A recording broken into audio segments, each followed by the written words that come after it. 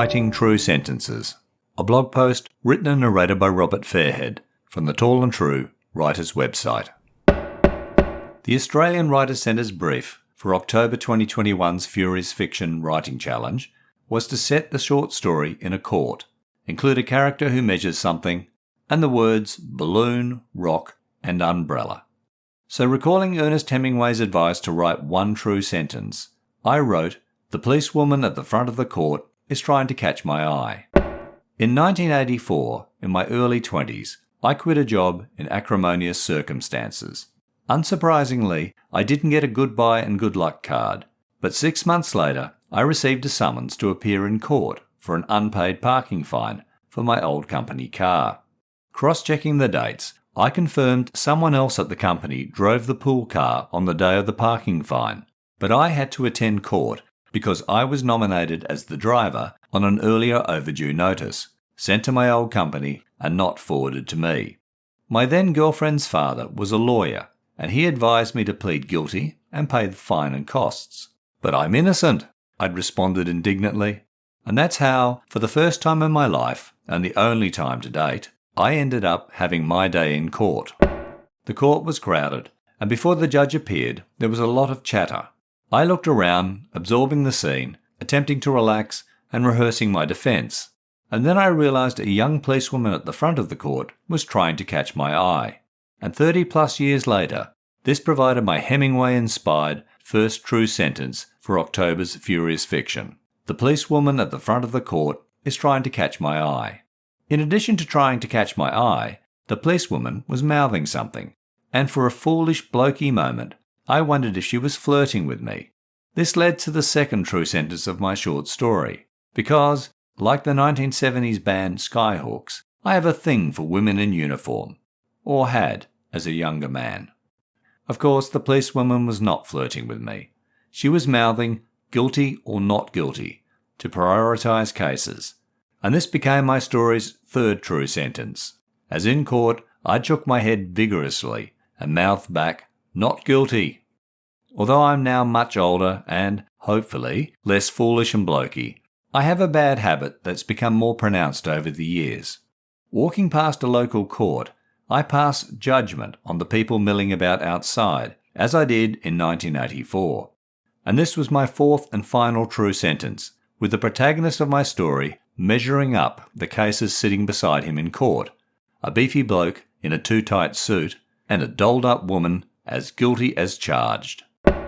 I had a setting in court, a character measuring something, and 4 true sentences filling out several scenes.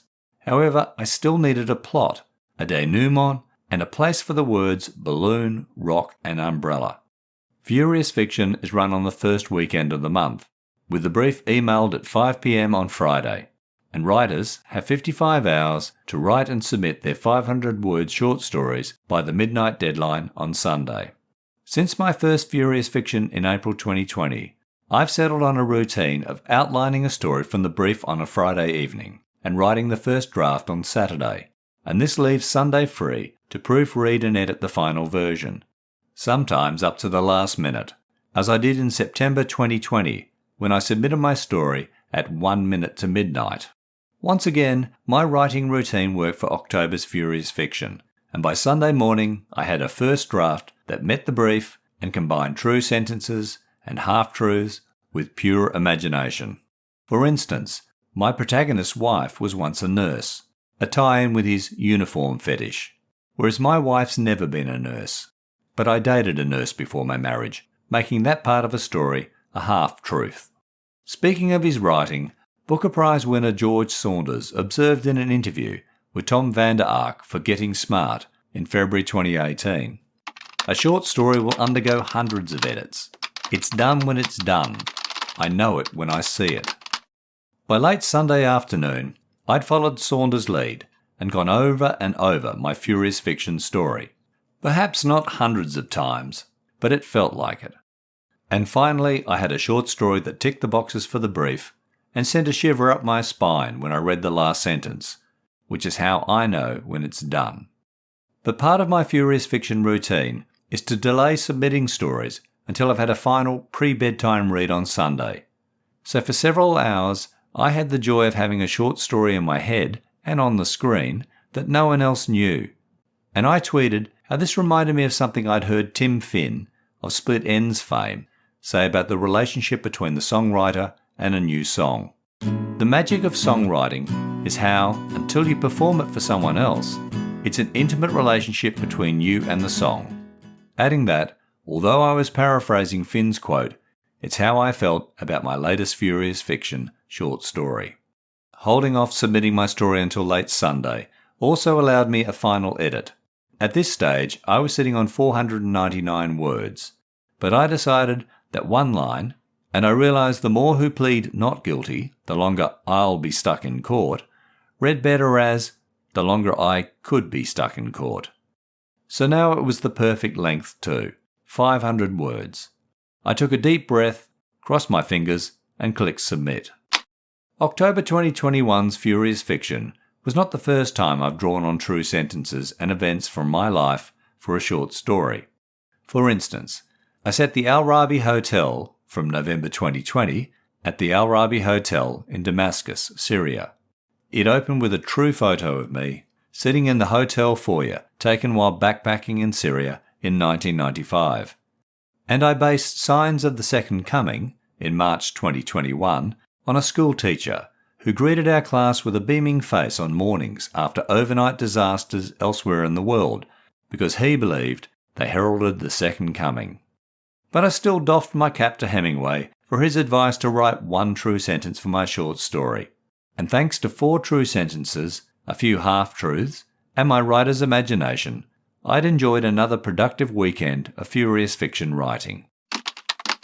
As for my 1984 court appearance, I pleaded my case to the judge, and he dismissed the fine, commenting, "I suppose you won't be working for that company again."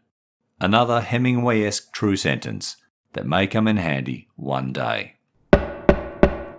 Hi, I'm Robert Fairhead from Tall and True Short Reads and the Tall and True Writers website.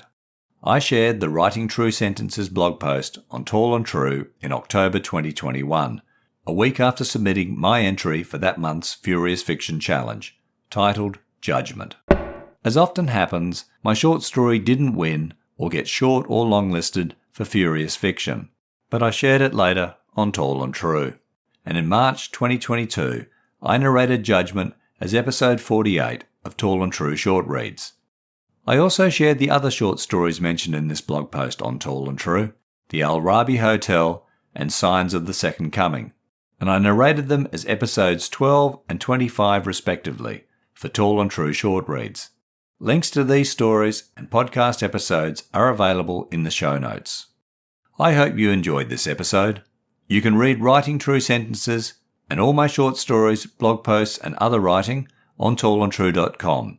You can also buy my short story collections from the Amazon Kindle and Kobo online bookstores. Links are available in the show notes.